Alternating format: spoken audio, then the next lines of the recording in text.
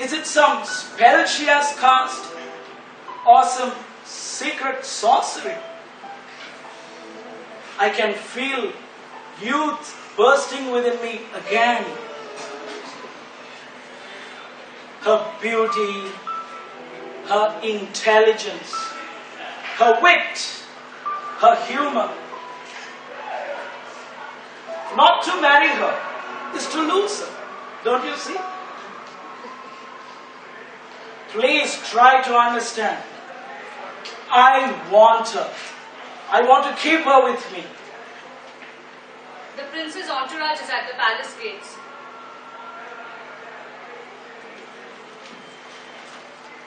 Come, baby. You need to go and welcome the prince.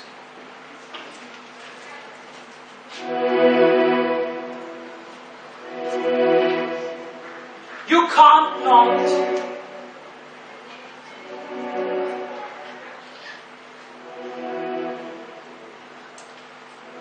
Well then, you wait here. I'll go and greet them and bring them in here.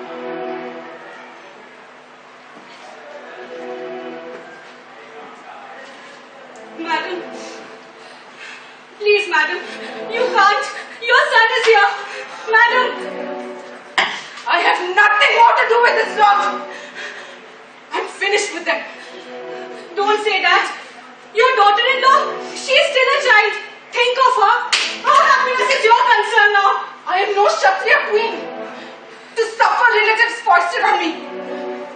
I'm leaving. No, please, your majesties, he's like a child. He will forget that woman once he finds another joy.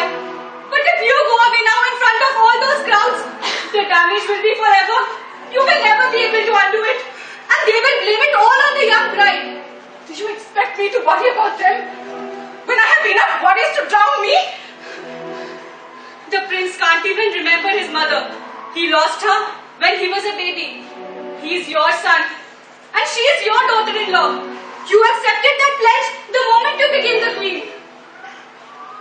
I know. It is all my fault. I am to blame for everything. It's just that I'm unworthy of this palace. Madam, let me say one more thing. I am elder than you. I have seen more of Enough, menial! Don't overreach yourself. I came here without these trinkets. I shall go back without them. But won't you at least talk to your father once before you decide? I don't need you to tell me that. I'm leaving. Go. Tell them to summon my carriage. But madam, your father is here. He has come to the city to greet the prince. Has he? When did he come?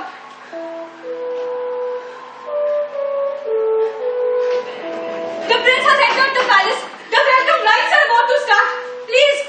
Tell me, where is my father? I was told he's resting in the Shambhu shrine.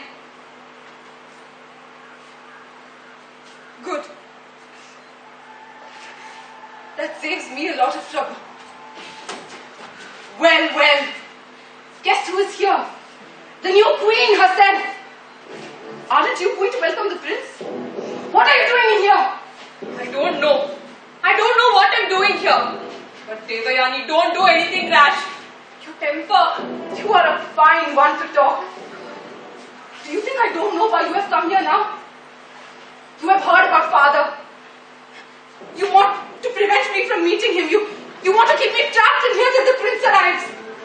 Yes, perhaps you're right. That is why I'm here for.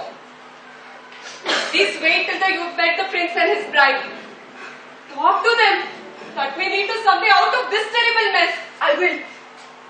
But only if you get out of here. I want you out of my life. And go where? The king has me under watch. And my father won't accept me. I will not be able to sleep a wink while his hands caress your body.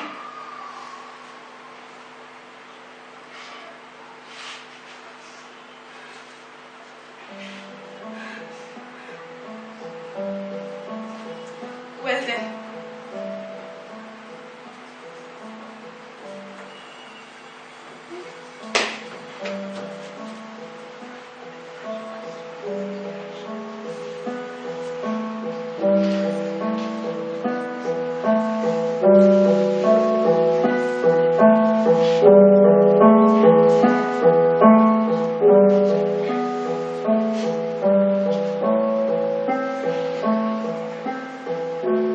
Where is Her Majesty?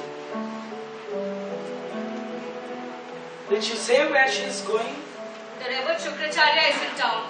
She must be eager to see her father. Fair enough.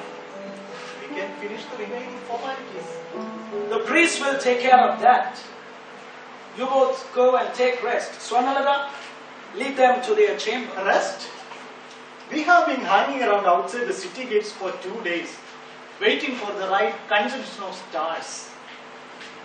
Devi, would you please go ahead with your entourage? This way, please.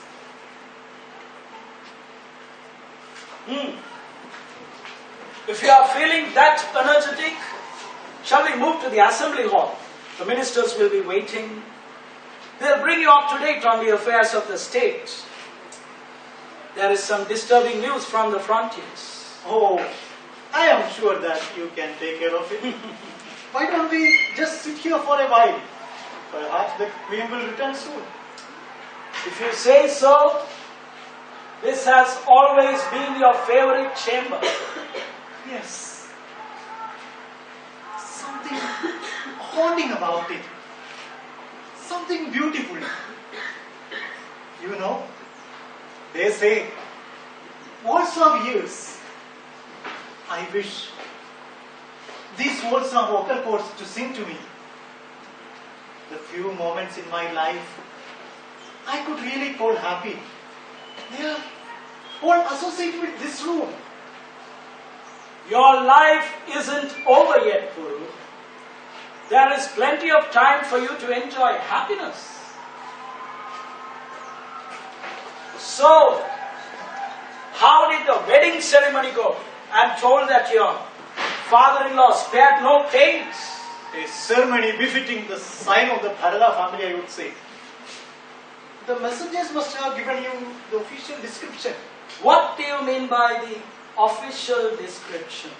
A version agreed upon by their corporate and ours. Was there an unofficial one? A personal one. Yes. There is a personal angle to everything, Guru. Usually not very pleasant. But you are Prince Buru, the next sovereign of the Bharatas. What matters in our case, mine as well as yours, is the public memory of the events. So, what a person is going through within himself doesn't matter. It is our duty to make sure that what we go through is the experience of the dynasty. This is a dynasty which has produced some of the greatest rulers in the history of the world. The great mystery then surely is how this glorious bloodline produced a specimen like me. Don't start on that again, Guru. And don't tell me that you are still striking those adolescent postures. Don't you know what our forefathers achieved? I do indeed. How could I know? The hermitage resonated with tales of their wonderful deeds. And most of these feats were performed. It was carefully pointed out to me when they were so much younger than you. That was the refrain. It was not that I was backward. I was stunted. Who said so? I did. I agreed with them. I had not the slightest inclination to follow in the steps of my illustrious forefathers. I found their deeds pompous. I was bored by that hermitage unembarrassedly. I wanted to run away from all that it represented. That history, those triumphs, those glorious ideals. I wanted to be here, in this palace, in this room. Guru, what do you want? Why? Here, in this room, there is something to look for, something to brood over. My mother's memory, the memory of her face, floating, bodiless like the moon. Was she beautiful? Yes, she was. And I have told you that 100 times. Of course. And you added, the Bharata prince would not have married a woman not beautiful. How stupid of me to keep asking. But I can only sense her face. I keep feeling the need to fill in the details. Do you put on this act as a special favor to your father? Or has it become your general style? What does your bride think about all this? Oh, you were asking me about my wedding and I never answered that question. You know, Chitraleka's father had invited princes from all over the country and organized an archery contest for them. The contest had to be cancelled at the last moment. Did it? Why? Even I didn't pay attention to the cancellation. If I had, I wouldn't have accepted the invitation. The pretense, of course, was that Chitraleka would choose her own mate, the most gifted of the princes. But it had been decided long in advance that she should marry the Bharata prince, that she was destined to become the empress of Arivarka. They thought, well, a simple archery contest. It should be a child's play for someone from the great dynasty. Then they received reports about my skills and quietly dropped the requirement. There was an uproar among the invited princes, of course, but the family had made up its mind. Actually, they didn't need me. They needed some male figure from this palace. A doorkeeper statue must have done just as well. Who had stuffed your head with such nonsense? Chitraleka. Yes, she told. Who else? And why do you call it nonsense? That is the truth. From her birth onwards, she has been groomed for this moment. And when it arrives, what does she find? Me. Gormless me. She actually didn't say that. No, she did not. Actually, when she was recounting all the confusion I managed to create in their plans, she was laughing. Not at me, but at her own family.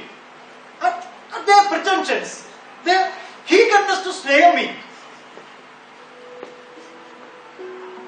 That is what I like about her. She is intelligent, beautiful, loving, full of fun, but also honest and practical. She accepts me as I am. A fact to live with.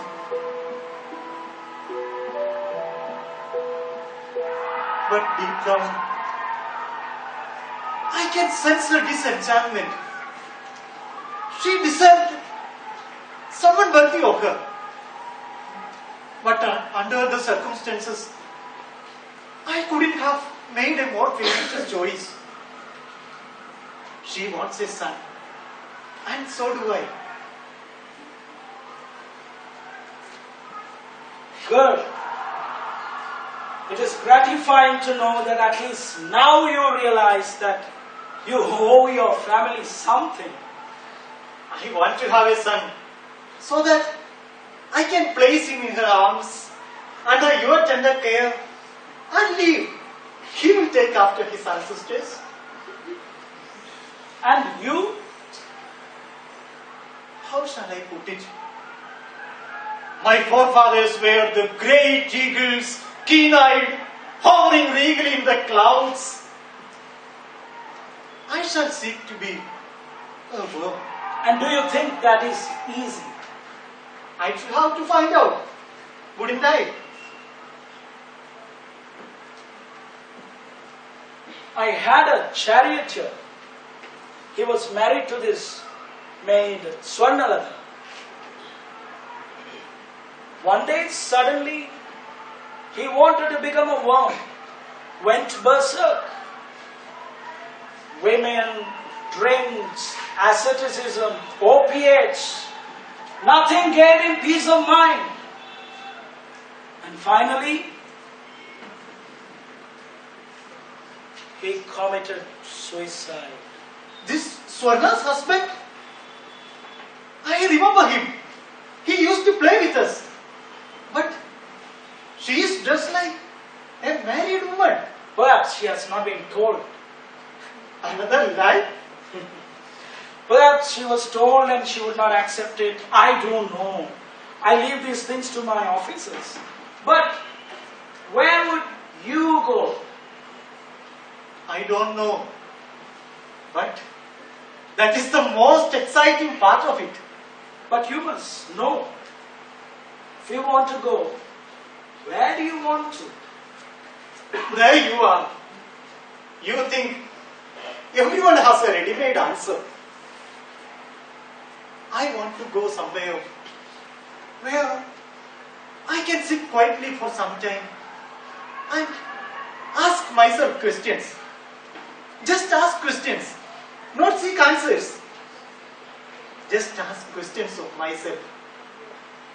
I would be quite content if I could find the right question. Just one. I am sure that I can do it here in this room. But here in this palace, I will never be left alone. So, Nothing. We seem to have reached our usual point of silence faster than usual. shall we move to the assembly hall? I love this room. I want to live in this room. Actually, I had asked for it to be our chamber. That was the plan, but things went wrong, I'm sorry. We have got the other chamber done up for you. But if you insist, we'll get this one done for you. Oh, no. What I wanted to know was, can Chitralekha use the other chamber while I use this one? Just for one evening? What are you talking about? You want to keep your bride away from you? No, I don't. But just now, when she stepped in here, it was like the violation of air, desecration. This room is mine. It is a sanctum that belongs to me, only me and my memories. I don't want a third person to come in here, at least not today. Will you explain that to her? No one else can. Yes, I will. Actually, there is so much I haven't told her about my mother's face, the deathly silence that surrounds the face. And I haven't warned her that no one speaks about her in this palace. She's a conundrum, untouchable. Not untouchable. That was a bit distasteful. Distasteful? My mother?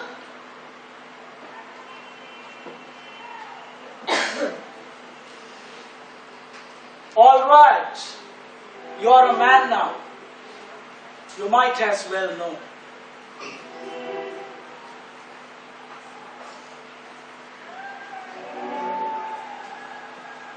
I met her in one of my military campaigns. I had never seen someone so beautiful, ethereal. She looked one among the most gentlest and caring creatures one could ever imagine. Everyone loved her. I married her. She gave me a son. And I made her my senior queen.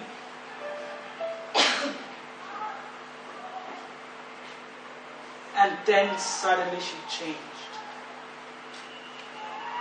She started to scream and curse as though she had gone mad when she actually hadn't. Very lucidly she would explain to me her plan. That was to make life intolerable for everyone in this palace. Lovely. And then?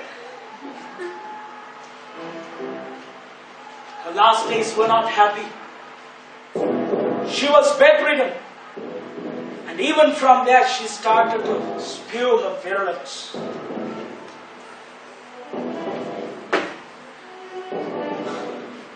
She was a Rakshasa woman. And the Aryas had destroyed her home and hearth. She was bent on vengeance. And the inferno she was creating here was a way of celebrating her success. She had made sure that the crown prince of the Bharatas had Rakshasa blood in him. That the Aryas would be ruled by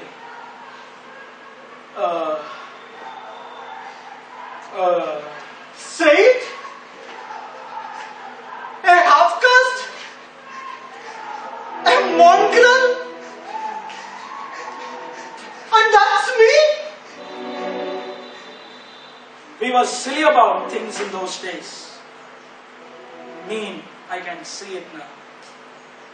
But today, I would not hold a person's Rakshasa origin against her. And yet, even today no one knows that the prince of Aryas has polluted blood in his veins. How absolutely terrible!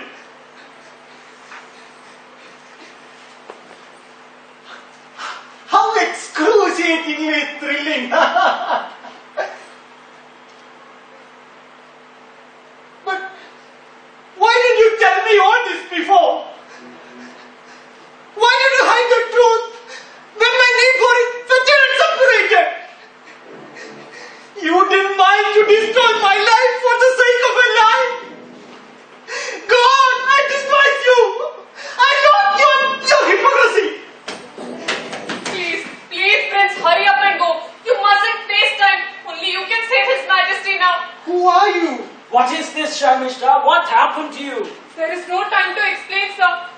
Please go before they leave town. They? Who is they? Come on, Sharmishta, speak up. Have you gone mad? The revered Shukracharya and Devayani. They are about to... Why are they leaving? What has happened, Father? Shukracharya is so incensed that he has cursed His Majesty. Only you can save the situation now. Curse! What curse? Why? Come on, speak up. Please, Prince, hurry up and go. Sharmishta! He has placed a curse on His Majesty that he will lose his youth and become decrepit by nightfall. I fell to his feet. I begged him to remember that His Majesty had saved Devayani's life. But he won't listen to me. But curse? Why would he curse me? Please, Prince, What have hurry up. I done?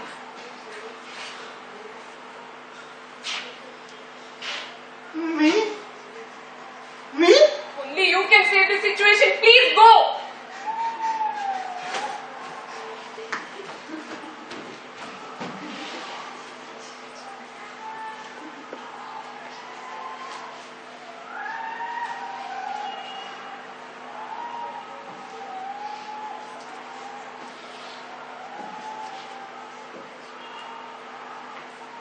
Is this true? Or is it one of your tricks? Why? It is Devayani, sir. He is angry that you've humiliated her. But I haven't. She's my queen. Where have I humiliated her? I tried to warn you.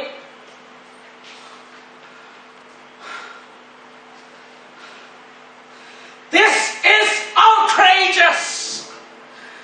I shall go and catch that wizened old fool by his beard and demand. No, please don't. That will make things worse. Old age, decrepitude, finite fall. And then what? And then what, Sharmishta? You she-devil, you are the cause of all this. You are responsible. You trapped me with your wiles.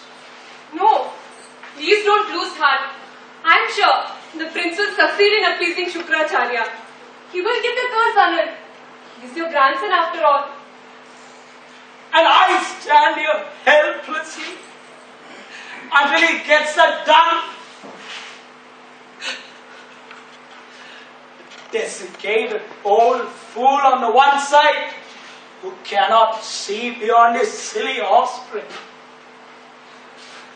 And on the other, a youth still wet behind his ears who despises his father.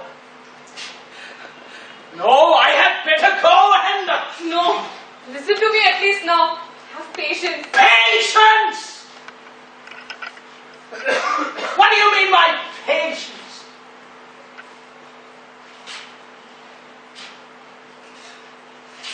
Deafening rush of emptiness. What can be more terrible than that? And suppose if Puru fails, and suppose that shriveled mendicant refuses to listen to reason. So what? What do you mean by that? So what? No one can escape old age. You've just hastened its arrival. Let us accept it. Let us go away from the city. I will come with you. I will share the wilderness with you. No, no! You cannot possibly imagine the horror of it. You will always be an outsider. An outsider to my anguish, to my grief, to my nightmare. You can only watch with such patience, with such care.